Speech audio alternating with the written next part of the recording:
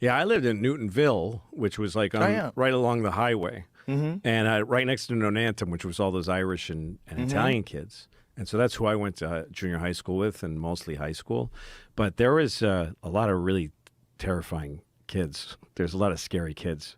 Well, blue-collar communities, like I was in Upper Falls. Yeah. In Newton, Upper Falls, there was a lot of drinking. Yeah. Everybody would hang out by Echo Bridge. You remember Echo Bridge? Yeah, sure. That's where my house was. Okay. My house was right next to Echo Bridge. Yeah, Newton had a lot of like Cabot. I went to Cabot School, elementary school, and Cabot Park was a hang. And to cross Cabot Park, sometimes you'd get these guys that would just converge on you, and they would play games with you, and you didn't know what was going on.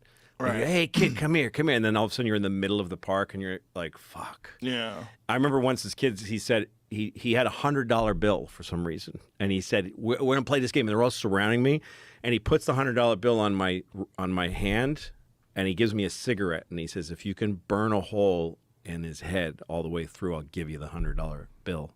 I was like, I don't want to do it. No, Jesus Christ. No, try it. And I was trying to do it, and it hurt like fuck. And I don't remember how that ended. Like, I just remember that terrifying, and they're all staring at me. And one time, some kids had a cup of puke. It was like a coffee cup with puke. And he said, can you drink this whole thing? If you drink this whole thing, we'll give you a beer. That was that thing. Oh, God. Drink the puke, and I'll give you a beer. Yeah. These guys just scared me. And then when I grew up, I hung out with those kids and smoked cigarettes. That's where I learned to smoke cigarettes in that park. And I drank my first beer in that park. But there was a kid named Mike who was the toughest kid in Newton. He was just a fucking terrifying person. And there was one point where this kid named David Russell, his family lived in Boston. Remember, I don't know if you guys had Metco kids, the kids that were bused from Boston into our schools. All black kids from Boston who were bused into our school system. It wasn't part of that bossing Boston thing. It was out to the suburbs. Right. And these were kids that got up at 4 o'clock in the morning to go to school. You know, they were living a particular life and coming out to this suburb.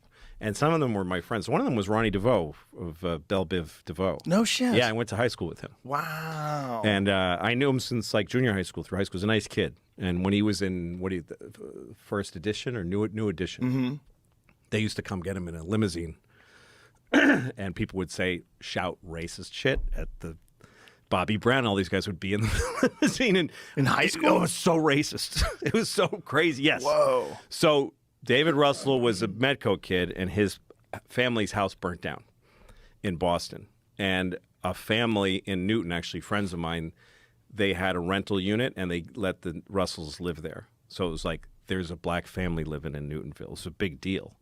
And everyone was into, because it was all liberal teachers. Everybody was into, like, we're hosting this family because they lost their home.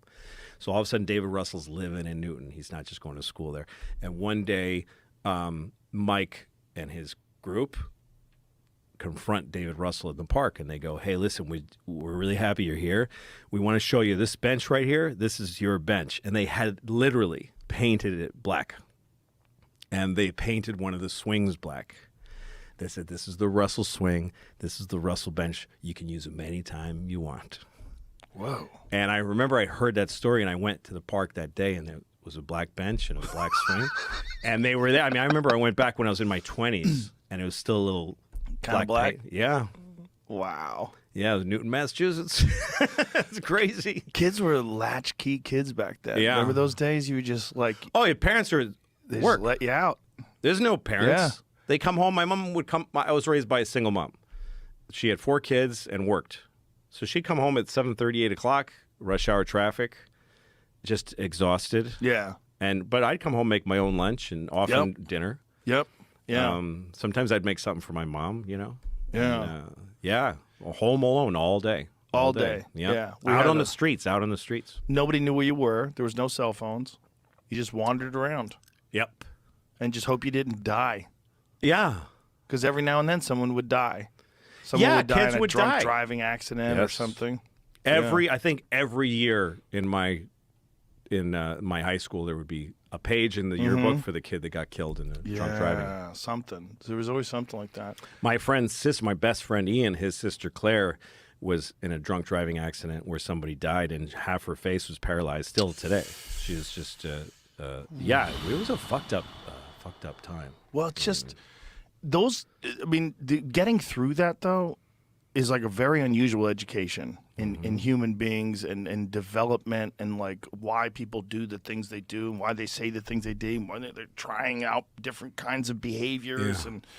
You know, and bullies and people who are pacifists and people who get bullied and you see it ruin their lives. And, you know, it can ruin your fucking life, man. I really feel for people who get bullied. Because if you get bullied in high school and you just decide that's who I am, I'm just this fucking loser, I'm just going to hide. And then you hide in your apartment and you hide in your house and you hide at your job. And then, like, your life is hiding now because somebody fucked with you and somebody... Well, so you were very badly hurt when you were extremely vulnerable. Exactly. And you're probably hurt because you already were vulnerable. You already were unsure of yourself for a million different reasons. Yeah. And so you never really recover from that, I don't think. It's can. I mean, it doesn't mean it destroys your life, but it's in your life. All the things that happen to you that are horrible, like unbelievable, they just stay with you. They just become part of you. You don't swap it out. You don't clean it out. It doesn't go away. It just stays in you. You can get over it. You can get over it. You can integrate it. Yeah. It can help you understand what's happening to other people. It can help you even understand people that hurt people. Yeah. Like when you get really hurt by people, you can have two choices. You can decide to collapse under it and say, I'm too weak to live in this world. Or you can decide to hate them, which is another very corrosive thing. You can just decide that they're shit. They're not human. Or you can look at them and go, what the fuck, why did this person do this to me? And they've always been abused. Yeah, and then you go, okay. And then you get an insight that people don't get without that kind of experience. And then you have a self-reliance because you go, I got through it. I did it. I got through it.